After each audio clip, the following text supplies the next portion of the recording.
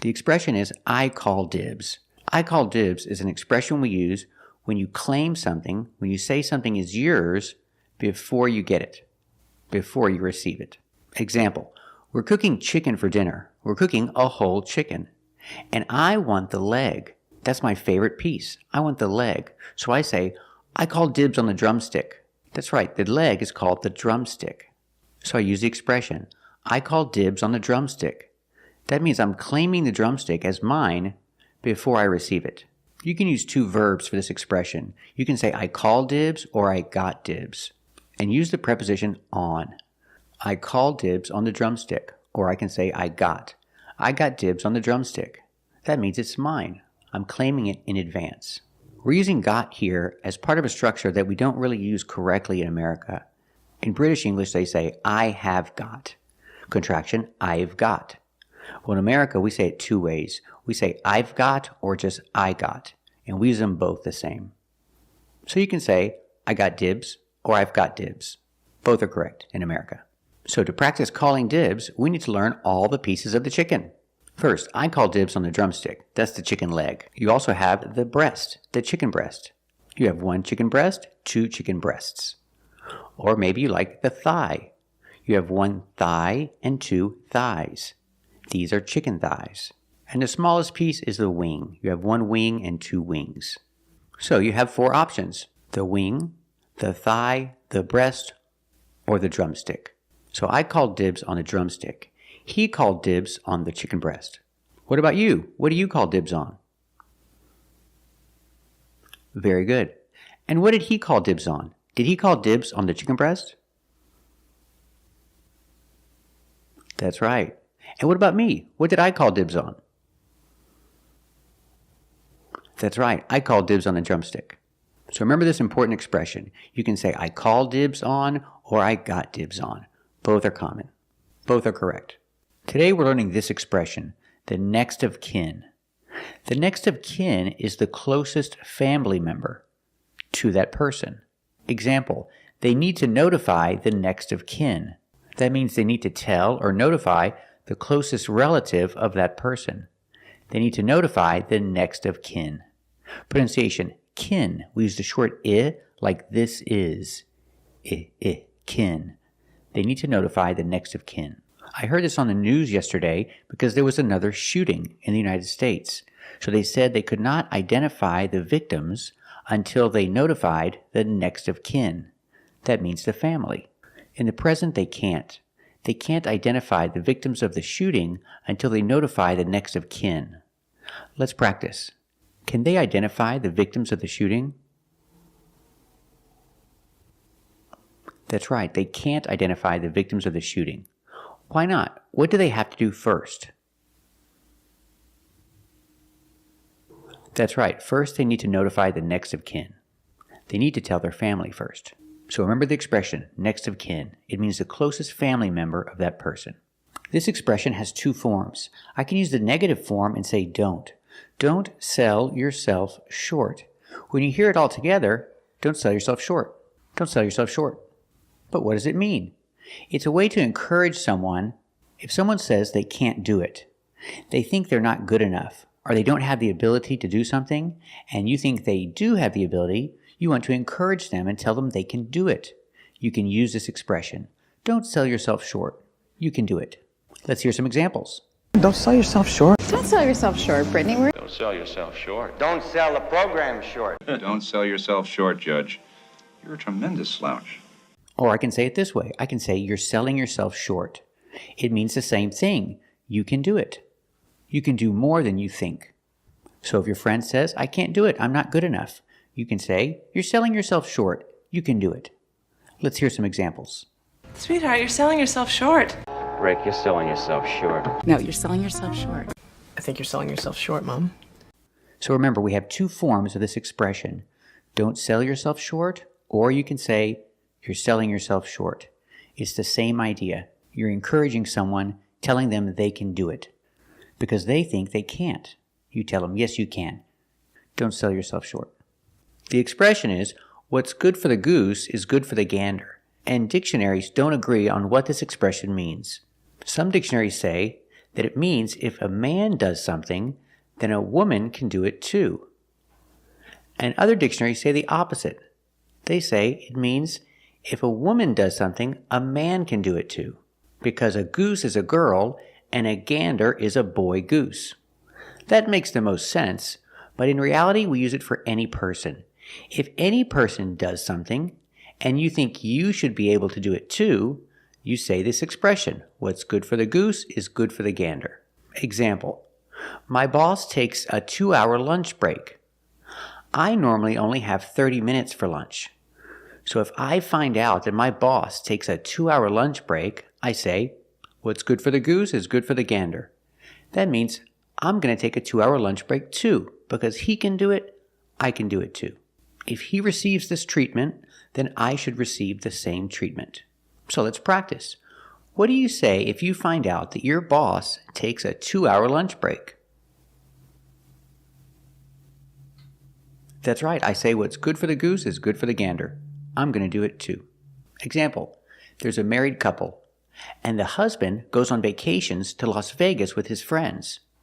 So the wife says, what's good for the goose is good for the gander. That means she's going to do it too, because he does it. She can do it too. Let's practice. The husband goes to Las Vegas with his friends. What does the wife say? That's right. She says what's good for the goose is good for the gander. So remember this expression. If you look online or in dictionaries, you'll get conflicting information. But in reality, we use it for everybody, not specifically for a man or a woman. I saw this story from Ohio. This lady worked for the city government, and she stole a lot of money. But she did it with her computer, so we call it embezzle. She embezzled a lot of money. When you steal money by transferring it from one account to another account, it's called embezzle. She embezzled money. In the present, embezzle. In the past, embezzled. She found out it was Cade who embezzled that money. And he set up Victor to take the fall. So he embezzled money from the company and he made it look like you did it. He embezzled millions and stashed it in an offshore account. Managed to embezzle $6,000 in 6 months. I did not embezzle it. I borrowed it. She embezzled over $200,000. When she went to court, she didn't go to jail and she didn't go to prison. She got probation. Probation means you can go home. You don't have to go to jail. She got 2 years probation. You can say she got 2 years of probation or just 2 years probation. So that punishment is not enough for what she did. That's a small punishment. When someone gets a small punishment, we have an expression. We say, it's a slap on the wrist. That's right, she got a slap on the wrist. She didn't get a big punishment. She stole a lot of money, but she didn't go to jail. So we say, she only got a slap on the wrist. So a slap on the wrist is a small punishment. This is my wrist, and this is slap. So a slap on the wrist, it's an expression. It means a small punishment. I've seen violent criminals, sexual predators, just get a slap on the wrist. You'll get a slap on the wrist, nothing more. Could have gotten off with a slap on the wrist. I know you thought you'd be walking away today with a slap on the wrist. But with recent information that's come out in the press, well, today you're going to get some hard time. Pronunciation, she only gotta. She only got a slap on the wrist. Let's practice. What happened? Did she embezzle a lot of money? That's right, she embezzled a lot of money. How much money did she embezzle? Did she embezzle over $200,000? That's right, she embezzled over $200,000. Did she go to jail? That's right, she didn't go to jail. Did she go to prison? That's right, she didn't go to prison. So what happened? Did she get 2 years probation? That's right, she got 2 years probation. Well, that's not very much. So did she only get a slap on the wrist? That's right, she only got a slap on the wrist. So remember our vocabulary. Embezzle is when you steal something using a computer by transferring money from one account to another. That is embezzling. And probation is a punishment where you don't have to go to jail. And remember the expression, a slap on the wrist. It's a small punishment. We're learning this expression, geared toward. Now, the word toward sometimes has an S, so you can say geared towards or geared toward. Both are correct. Geared toward is when something is made specifically for this group of people or specifically for this reason. It's designed specifically for them. It's geared toward them. Example, Snapchat. Snapchat is an app on your phone, and it was made specifically for children. It was made specifically for kids. So I can say it's geared toward kids. I need the verb to be. It is, or it's. It's geared toward kids. It's geared toward kids. It's made specifically for them. Let's practice. Tell me about Snapchat. Who is it geared toward? That's right. It's geared toward kids. Pronunciation. Gear. Use the hard g sound. Ear like ear, and here, gear, with the D sound at the end. Geared. Geared toward. When you link the D in geared and the T in toward, they go together. You don't separate them. It's not geared toward, it's geared toward. You do a stop D and then release the T. Geared toward. This company makes cell phones. They sell flip phones. And they sell phones with big numbers on them. It's made specifically for older people who cannot see very well and probably don't like new technology. So this phone is geared toward older people. Or I can say seniors. Older people are called seniors. So this phone is geared toward seniors. Let's practice. Tell me about this phone. It's kind of special. Who is it geared toward? That's right. It's geared towards seniors. It's made specifically for them. So remember, you can say geared toward or geared towards. Both are the same, both are correct, and it means specifically made for somebody or something. The expression is weigh the pros and cons. This means to think about something before you make a big decision. Pronunciation, weigh. This is the action that you do on a scale. Weigh. Use the long A sound. Weigh the pros and cons. Pros, use the long O. Pros and cons, use the short A. Con. Weigh the pros and cons. Before making a big decision, you need to make a list of all the positive things and of all the negative things of each option. That's weigh the pros and cons. The pros are the positive things, and the cons are the negative things. Example, he wants to buy a house. He has 2 options, and he can't decide which house to buy. He needs to make a list of all the good things about each house and about all the bad things about each house. He needs to weigh the pros and cons. He needs to weigh the pros and cons before he makes a decision. Let's practice. He wants to buy a new house, but he can't decide. Does he need to weigh the pros and cons before he makes a decision? That's right. He needs to weigh the pros and cons before he makes a decision. So remember, the next time you need to make a big decision, weigh the pros and cons. Look at all the positive things and all the negative things about each choice, about each option. Weigh the pros and cons. Today we're learning this expression, get it over with. Or you can say just. Just get it over with. To give more emphasis, use just. Just get it over with. It means do it quickly so it's over. So you can put it in the past. Stop talking about it. Stop anticipating it. Just do it. So we can put it in the past. Get it over with. Just get it over with. Let's look at the pronunciation. The T in get is pronounced with a fast D sound. Get it, get it, get it. And the T in it is pronounced with the same sound. Get it o, get it o, get it over with. Get it over with. When you say just get it over with. You don't hear the T in just. Because it's between consonants, you don't hear it.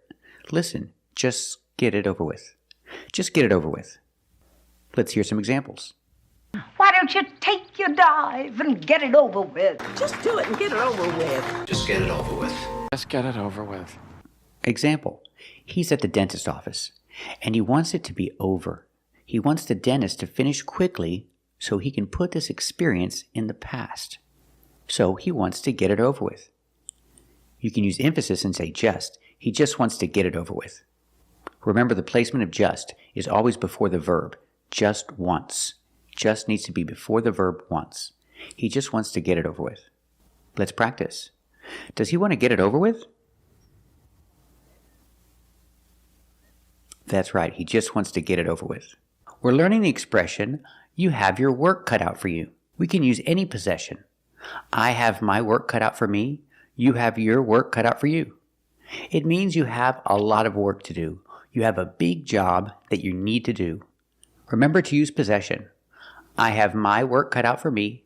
You have your work cut out for you. They have their work cut out for them. If it's a girl, she has her work cut out for her today. You can use the verb have and has. I have, you have, and she has. Or you can use got. I've got my work cut out for me today. She has got. She's got. She's got her work cut out for her today. It means she has a lot of work to do. Or she has a big job to do. Something difficult. Example, she has to finish the project by tomorrow. It's a big project. It's a lot of work. And it's difficult. So I can say she has her work cut out for her today. Possession. She has her work cut out for her. For her. Not for her, but for her. These words are not stressed, so they're pronounced differently. She has her work cut out for her today. Let's practice. Does she have her work cut out for her today? That's right. She has her work cut out for her today. If you want to use emphasis, you can say really. She really has her work cut out for her today. She has difficult work to do. A big job. They have a lot of work to do, and they know it. So I can say they know. They know they have their work cut out for them today. They know they have their work cut out for them today. Let's practice. Do they know they have their work cut out for them today? That's right. They know they have their work cut out for them today. So remember the expression, you have your work cut out for you means you have a big job. I have my work cut out for me. I have a big job to do in the future. Remember, you can say he has his work cut out for him or he's got. He's really got his work cut out for him today. He has to do something difficult. If something is not very important, I can say it's not a big deal. It's not a big deal. But you can also say it's not that big a deal. It's not that big a deal. How can this be correct? Because there are two ways to say it. I can say it's not that big of a deal. It's not that big of a deal. Or I can eliminate of and say it's not that big a deal. People say it both ways. Both are correct. Everybody gets older. It's not that big a deal. It's not that big a deal. It's not that big a deal. Okay. It's not that big of a deal. It's not that big of a deal. It's not that big of a deal. Example, I made a video and I changed the way I explained pronunciation. And my wife said, you can't do that. That's horrible. That's terrible. The people who watch will be confused. And I said, come on, it's not that big a deal. She says, it is. It is that big of a deal. Or it is that big a deal. Well, anyway, I changed the video. She won the argument. But expression, it's not that big a deal. It's not as big of a deal as you say it is. It's not as important as you say it is. I use the expression, it's not that big a deal. Or, it's not that big of a deal. Example, some people say you need to wash your car every week. And I say, it's not that important. Or, I can say, it's not that big a deal. Wash your car, don't wash your car, it's not that big a deal. What do you think? Is washing your car very important, or is it not that big a deal? That's right, it's not that big a deal. So remember, you can say it's not that big of a deal, or it's not that big a deal. Both are very common. Thank you for watching, and if you like this video, subscribe to our channel. And if you want to become a member, click the join button. And we'll see you next time.